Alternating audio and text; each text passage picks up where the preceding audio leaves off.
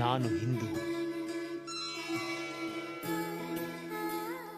ನಮಸ್ಕಾರ ಸ್ನೇಹಿತರೆ, ನಾನು ಹಿಂದೂ ಚಾನಲ್ಗೆ ತಮಗೆಲ್ಲ ಆತ್ಮೀಯ ಸ್ವಾಗತ. ನಾನು ಮನೋಜ್ ಶಾಸ್ತ್ರಿ. ಬನ್ನಿ ಗುರುಚರಿತ್ರದ ಮುಂದಿನ ಅಧ್ಯಾಯವನ್ನು ನೋಡೋಣ. ಕ್ಷರಾಕ್ಷರ ಸ್ವರೂಪಾಯ ಪರಾತ್ಪರತರಾಯ ಚ ದತ್ತಮುಕ್ತಿ ಪ್ರಸ್ತೋತ್ರ ದತ್ತಾತ್ರೇಯ ನಮಸ್ತೆ.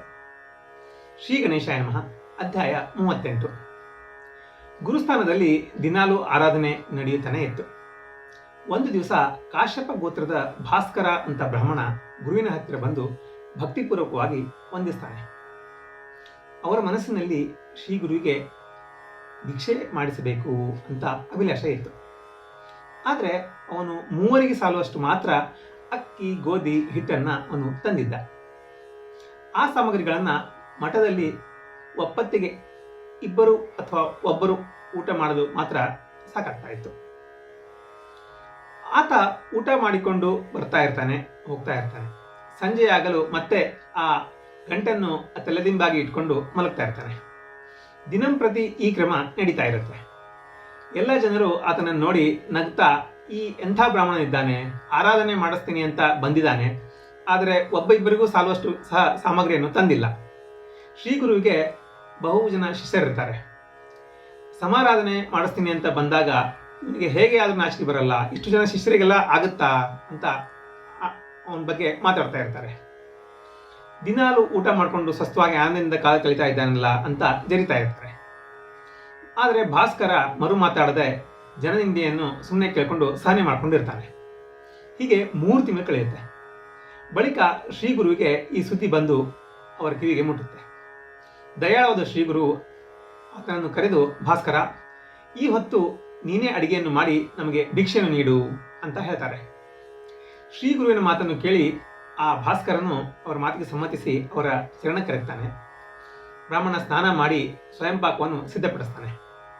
ಆಗ ಎಲ್ಲ ಬ್ರಾಹ್ಮಣರು ಶ್ರೀ ಗುರುವಿನ ಹತ್ತಿರ ಬಂದು, ಈ ಹೊತ್ತು ನಮಗೆ ಮನೆಯಲ್ಲಿ ಉಣ್ಣಬೇಕಾಗುವುದು, ದಿನಾಲೂ ನಾವು ಮೃಷ್ಟಾನ್ನ ಭೋಜನ ಮಾಡ್ತಿದ್ವಿ, ಅವ್ಯಾಹತವಾಗಿ ನಡೆದ ಸಮಾರಾಧನೆಗೆ ಇಂದು ತಡೆಯಾಯಿತು ಅಂತ ವ್ಯಸನದಿಂದ ನುಡಿತಾರೆ.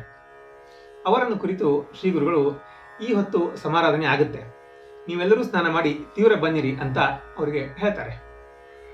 ಆಗ ಬ್ರಾಹ್ಮಣರು ಮಠದಲ್ಲಿ ಬೇಕಾದಷ್ಟು ಸಾಮಗ್ರಿ ಇದೆ, ಇಲ್ಲಿಯೇ ಅಡಿಗೆ ಮಾಡಿಸಬಹುದು ಅಂತ ವಿಚಾರಿಸಿ ಸ್ನಾನಕ್ಕೆ ಹೋಗ್ತಾರೆ.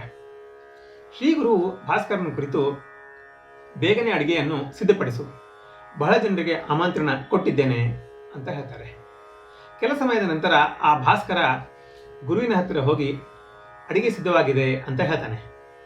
ಶ್ರೀ ಗುರುಗಳು ಬ್ರಾಹ್ಮಣರನ್ನು ಭೋಜನಕ್ಕೆ ಕರೆಯಲು ಭಾಸ್ಕರ ಹೋಗ್ತಾನೆ.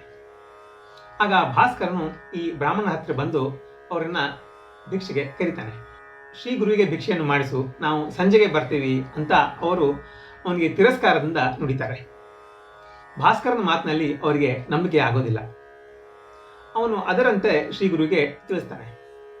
ಆಗ ಶ್ರೀ ಗುರು, ನಾವು ಈ ದಿವಸ ಬ್ರಾಹ್ಮಣರನ್ನು ಬಿಟ್ಟು ಊಟ ಮಾಡಲಾರೆವು ಅಂತ ನುಡಿದು ಭಾಸ್ಕರನಿಗೆ ಮತ್ತೆ ಹೇಳಿ ಕಳಿಸ್ತಾರೆ. ಶ್ರೀ ಗುರು ಅವತಾರಿ ಪುರುಷರು, ಅವರು ತಮ್ಮ ಮಾತನ್ನು ಸತ್ಯ ಮಾಡ್ತಾರೆ ಅಂತ ವಿಚಾರ ಮಾಡಿಕೊಂಡು ಶ್ರೀ ಗುರುವನ್ನು ಕುರಿತು, ಹೇ ಗುರುವೇ, ನೀವು ಆಜ್ಞಾಪಿಸಿದಂತೆ ನಾನು ನಡೀತೀನಿ, ಆದರೆ ಬ್ರಾಹ್ಮಣರಿಗೆ ನನ್ನ ಮಾತಿನಲ್ಲಿ ನಂಬಿಕೆ ಇಲ್ಲ, ಅವರು ನನಗೆ ಚೇಷ್ಟ ಮಾಡ್ತಾ ಇದ್ದಾರೆ ಅಂತ ನುಡಿತಾನೆ.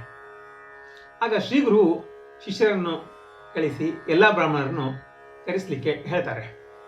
ಬಂದ ಬ್ರಾಹ್ಮಣರಿಗೆಲ್ಲ ಕುಟುಂಬ ಸಮೇತವಾಗಿ ಇಲ್ಲಿಯೇ ಊಟ ಮಾಡಿ ಅಂತ ಮತ್ತೆ ಭಾಸ್ಕರನ ಕಡೆಯಿಂದ ಹೇಳಿ ಕಳಿಸ್ತಾರೆ. ನಂತರ ಬ್ರಾಹ್ಮಣರು ತಮ್ಮೊಳಗೆ, ಒಬ್ಬೊಬ್ಬರಿಗೆ ಒಂದೊಂದು ಅಗಳು ಸಹ ಬರೋದಿಲ್ಲ, ಇಷ್ಟೆಲ್ಲ ಬ್ರಾಹ್ಮಣರಿಗೆ ಇವನು ಹೇಗೆ ಊಟಕ್ಕೆ ಹಾಕ್ತಾನೆ ಅಂತ ಮಾತಾಡ್ಕೋತಾರೆ. ಇವರಲ್ಲಿ ಒಬ್ಬ ವೃದ್ಧ ಬ್ರಾಹ್ಮಣ ಹೇಳ್ತಾನೆ ಉಳಿದವರಿಗೆಲ್ಲ, ಎಲ್ಲೋ ನೀವು ಇವನ ನಿಂದೆಯನ್ನು ಮಾಡಬೇಡ್ರಿ, ಗುರುಗಳಿಗೆ ಏನಾದರೂ ತಿಳಿತು ಅಂತಂದ್ರೆ ತುಂಬ ಕಷ್ಟ ಆಗುತ್ತೆ. ಶ್ರೀಗುರುವಿನ ಆಜ್ಞೆಯಂತೆ ಈ ಬ್ರಾಹ್ಮಣ ನಮಗೆ ಹೇಳಲಿಕ್ಕೆ ಬಂದಿದ್ದಾನೆ, ಇದರಲ್ಲಿ ಅವನ ಅಪರಾಧ ಏನೂ ಇಲ್ಲ ಅಂತ ಎಲ್ಲ ಬ್ರಾಹ್ಮಣರಿಗೆ ತಿಳಿ ಹೇಳ್ತಾರೆ. ಆಗ ಎಲ್ಲ ಬ್ರಾಹ್ಮಣರನ್ನು ಕೂಡಿಕೊಂಡು ಅವರನ್ನ ಕರ್ಕೊಂಡ್ಬರ್ತಾರೆ.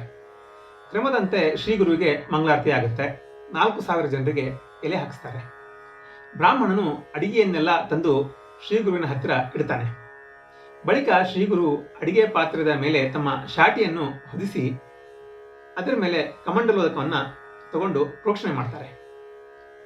ನಂತರ ಬ್ರಾಹ್ಮಣನಿಗೆ ಆ ಪಾತ್ರಾವರಣವನ್ನು ಪೂರ್ಣ ತೆಗೆಯದೇ ಬೇರೆ ಪಾತ್ರೆಯಲ್ಲಿ ಅಷ್ಟನ್ನು ತಗೊಂಡು ಬಡಿಸಲಿಕ್ಕೆ ಹೇಳ್ತಾರೆ. ಎಲ್ಲ ಪದಾರ್ಥಗಳನ್ನು ಬಡಿಸಲು ಶುರು ಮಾಡ್ತಾರೆ. ಎಷ್ಟೆಷ್ಟು ಬಡಿಸಿದರೂ ಪಾತ್ರೆ ಬರಿದಾಗೋದೇ ಇಲ್ಲ. ಇದನ್ನು ನೋಡಿದ ಜನರು ಕಂಡು ವಿಸ್ಮಯಗೊಳ್ಳುತ್ತಾರೆ. ಬಂದ ಬ್ರಾಹ್ಮಣರೆಲ್ಲ ಯಥೇಚ್ಛವಾಗಿ ಉಂಡು ತೇಗ್ತಾರೆ. ತುಪ್ಪವನ್ನು ಎಷ್ಟು ಹಾಕಿದರೂ 2 ಸೇರು ತುಪ್ಪ ಹಾಗೇ ಇರುತ್ತೆ. ಹೆಂಗಸರು, ಹುಡುಗರು ಎಲ್ಲರೂ ಬಂದು ಊಟ ಮಾಡ್ಕೊಂಡು ಹೋಗ್ತಾರೆ.